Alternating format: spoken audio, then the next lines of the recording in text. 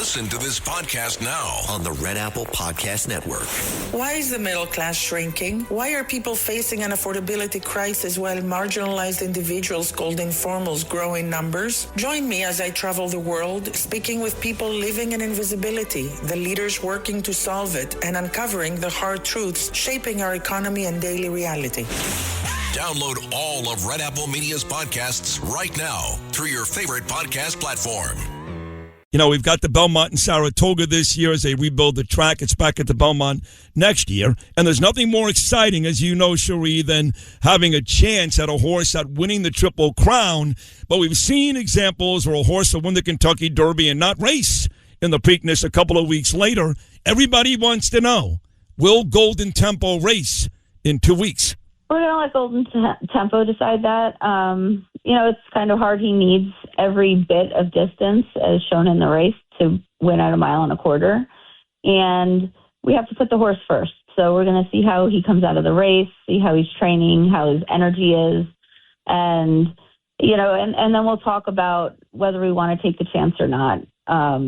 He's just unique in the fact that he is a true classic distance horse that needs all the ground, and shortening up in the Preakness will definitely be a key part of that discussion on whether we do enter and run in the Preakness. And when usually would you make that call? Over the next week, I guess?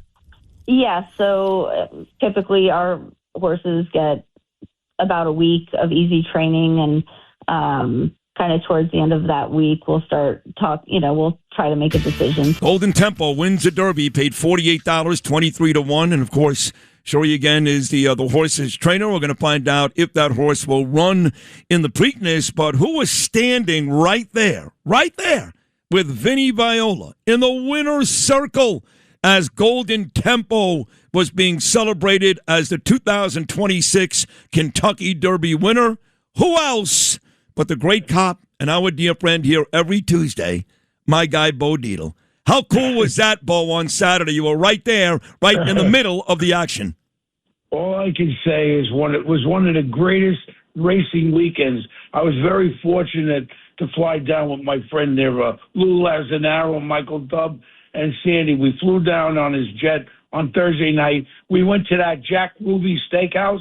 That's like the place. Yep. And we had dinner with Chad Brown, who was the trainer of the Kentucky Oaks race that was going to go on Friday night. And sure enough, always a runner, he won the Kentucky Oaks, which is the lead up to the Kentucky Derby. Then on Derby Day, I was in the paddock with Vinny Viola there. First words out of Vinny's mouth was, "What do you have on?" My friend Lou Lazzanaro made me wear sneakers. I always wear crocodile shoes. Right. Vinny goes, "What the hell you got on your feet?" Because we were walking back and forth to the paddock, to the grandstand, back and forth. And then we had the other horse there, Renegade, owned by Mike Rapoli, gave him neck to neck right at the end. It was one of the greatest thing, and congratulations to Cherie, the first female winner of the Kentucky Derby. Yeah. And I tell you, what a day. Then I went up to the but by the way, you mentioned Renegade. I do want to mention this because you're right. Renegade came in second behind Golden Tempo. First time ever that brothers, how about that? Yeah. Jose Ortiz, the jockey for Golden Tempo, and his brother Erod, he ran Renegade. The brothers, the jockeys, finished 1 and 2 in that race. Well, you got to watch Renegade. That's all I say. Watch Renegade. Renegade is no slouch horse, and he'll be right in it with the Preakness there. I don't know if they're running, who they're running, but watch Renegade. He's a formidable horse, and I think Vinny's going to have a great horse in the Preakness also. Can't tell you everything right away. Okay. I do want to know this before you move on to the next story, and that is I was with my buddy Keith Kantrowitz last night. I love Keith. He took me to the Yankee game to celebrate my birthday, and he's been up to Saratoga for 50 years. He's got a big house up there. He owned a bar up there. He's a big deal. And, of course, they've got the Belmont, the third leg of the Triple Crown this year. Something tells me, Bo Dietl, that you'll be rocking Saratoga for the Belmont, yes? Absolutely. Lou Lazzanaro has the restaurant, the Italian restaurant there. We'll be hanging out there. Why don't you come up? I'm going to. one of the great things about the Kentucky Derby, you have this turf club, all the billionaires in there. So I met a guy that I never met before, and we've talked. I talked about your show. He'd love to come on your show. Cool. A guy named Dana White. Dana White, the head of the UFC. Yeah, I love mentioned him. I mentioned about your great show, and you should come on. He said, I'd love to come on your show. Love Dana. And, I love Dana. And, Dana's the type of guy. Thank you for doing that, Bo. He's actually been on the show before. He's been in studio years ago with me and my late, great partner, Bernard. So he knows a little bit about the show. But Dana's the type of guy that would not live in New York. He lives in Vegas, I believe. But he's the type of guy. Right. He would never live in New York because, as you described him, he's a billionaire. And your good friend, the mayor, is trying to drive all the billionaires out. Yeah, before we get into that scumbag, we got to take a little time out. My prayers are with my dear friend Rudy Giuliani. I go back with Rudy Giuliani a long, long way. When I retired in 1985 from the police department, I got involved with Ralph Scopo. This was tied into the commission case with the 5 crime family that Rudy took down. So I was doing the investigation for Ralph Scopo to no avail. Rudy had a rock solid case against the whole commission case. He indicted them all. He convicted them all. He took down everything. So Rudy and I became very good friends. Then in '88, when Rudy first ran for mayor of New York City, I was one of the first people to endorse him. He lost that race. 4 years later, he runs again, and Rudy's with me. And I'm going to tell you something. When he became mayor, we had 2,000 murders and all that stuff. Rudy turned this city around and all this quality of life. He was the great mayor of New York City. Then September 11th, when the towers came down, I went down there with Mike Ciravalla, and we stayed down there, and I was down there, and Rudy was down there, and our great commissioner, Bertie Kerrick, was there. God rest his soul. He led this country and city out of that. And then more recently, Rudy is on the Homeland Security Advisory Council to the president with me. And you want to talk about 2 outspoken guys in the council. When Rudy and I go at it on certain issues of security and all that, nobody else could talk. It's me and Rudy going back and forth. I love Rudy Giuliani, and he's a great American, and God make him healthy, and I hope to see him at our next Security Council meeting because we need him. We need him to protect our country, and we need him for America. And I've been talking with Andrew Giuliani. Yeah, me too. He heads up the FIFA, and he told me, he's not out of the woods yet, but thank God he's off the he's off the ventilator. Yeah. He turned the corner, and what people need to know is, talking about 9/11, of course, that he is suffering from a 9/11 illness. He's got a restrictive breathing disorder.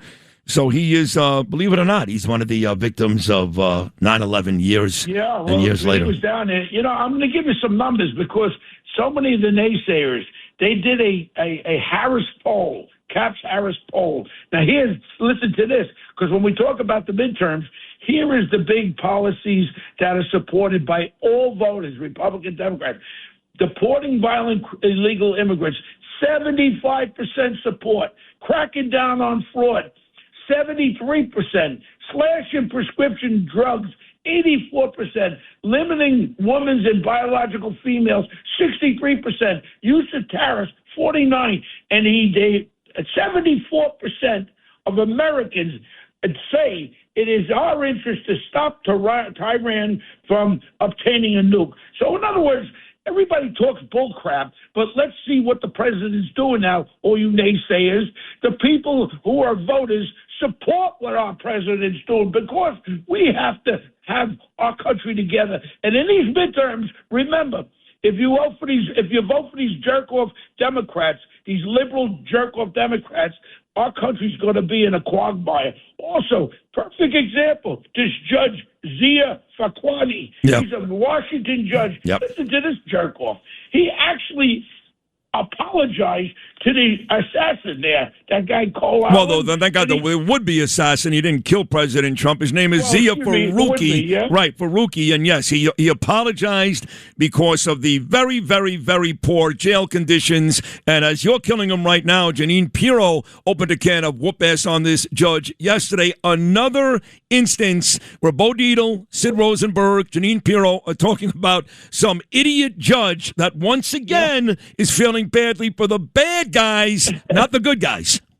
Yeah, and you know what? And then we gotta save a little time for the jerk off of jerk offs on Mayor Mondummy. You know, all of a sudden, remember Spirit Airlines took a shitter?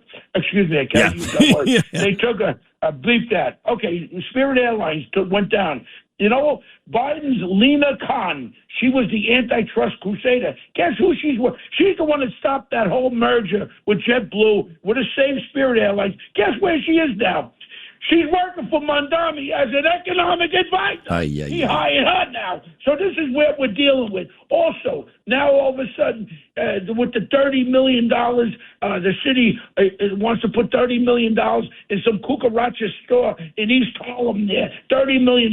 This guy is a psychopath child running this great city. And you know what? If the people wanted New York back, there's only one way we can take it back quickly. And everybody's got to get behind Blakeman. And you know what? When Blakeman becomes the governor, he could put a rein on this smiley-faced piece of garbage.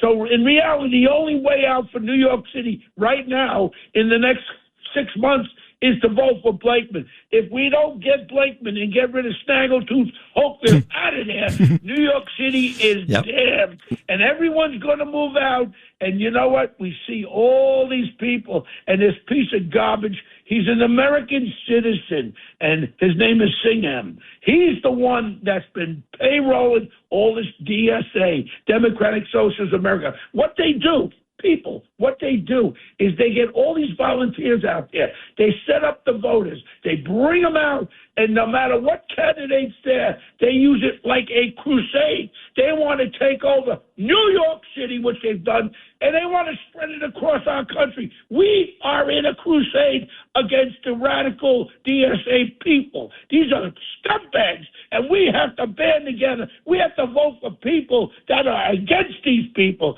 And you know what? It was this May Day rally. You know what May Day was all about? It's a communist holiday. And who do you think paid for it? Singham, this piece of garbage billionaire who lives in China, who's an American citizen. This is all funded. We should start investigating all these socialists and start locking these people up.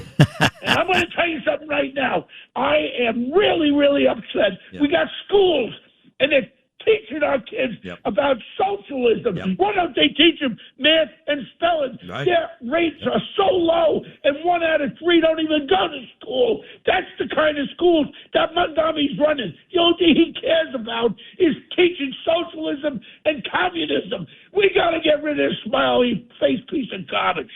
Well done, Bo. Another amazing appearance. And don't forget his jihadist curriculum, too. Okay? He's got a lot of that. And to your point, and that was an excellent appearance, Bo, you're right about Bruce Blakeman. That's why exactly 2 hours ago at 6:30 this morning in the first hour of my show today, I had Bruce Blakeman on live. Bruce Blakeman, as we speak, Bo Dietl, is on his way to Washington, D.C. He's got a meeting in the Oval Office with President Trump today. They're going to discuss all the issues with this city, with Mamdani, all the issues with the state, with the wretched Kathy Hochul. So as we speak, Bo Dietl, to your point, it was a great point. Bruce has to win. Blakeman on his way to visit with President Trump later on today. Excellent job, Bo Dietl. Thanks for listening to Sid and Friends in the Morning. You can hear Sid and Friends in the Morning weekday mornings at 6. If you like the podcast, share it with your friends and listen anytime at WABCRadio.com and download the WABC Radio app. Hit that subscribe button on all major podcast platforms. Plus, follow WABC on social on Instagram, TikTok, Facebook, and X. See you next time for a new episode so you never have to wonder. What the heck is going on here? I got into a Genesis. This is luxury. Whether it's a sleek G70 or the GV80 with that third row, these are high-end vehicles with payments that actually make sense. Go see Michael. Tell him Sid sent you. Genesis of Brooklyn. Find him at genesisofbrooklyn.com.